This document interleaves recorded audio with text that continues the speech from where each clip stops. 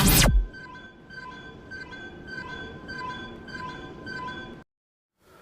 Friends, నేను DVR. మీరు చూస్తున్నారు login Harsha YouTube channel. Friends, ఈరోజు వీడియోలో తెలంగాణ ప్రభుత్వం అందించేటువంటి రైతు రుణమాఫీ 3వ విడతకు సంబంధించినటువంటి డీటెయిల్స్ చూద్దాం.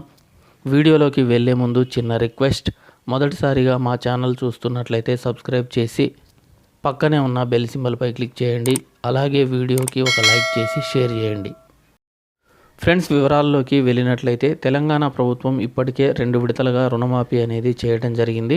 ఇక 3వ విడతకు సంబంధించినటువంటి రైతు రుణమాఫీ అంటే 1.5 లక్షల నుంచి 2 లక్షల వరకు ఎవరైతే రుణాలు పొంది ఉన్నారో వారికి సంబంధించినటువంటి రుణమాఫీ ప్రక్రియ అనేది రేపు అనగా ఆగస్టు 15వ తారీఖున తెలంగాణ ప్రభుత్వం ప్రారంభించనుంది.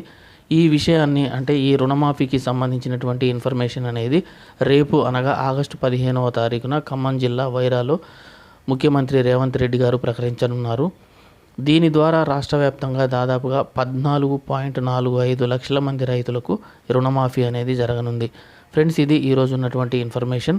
3వ విడతకు చెందినటువంటి రైతు రుణమాఫీ అంటే 1.5 లక్షల నుంచి 2 లక్షల వరకు రుణాలు పొందినటువంటి వారికి రైతు రుణమాఫీ ప్రక్రియ అనేది రేపు ప్రారంభం కానుంది. ఈ విషయాన్ని ముఖ్యమంత్రి రేవంత్ రెడ్డి గారు రేపు ఖమ్మం జిల్లా వైరాలో రేపు ప్రకటించనున్నారు.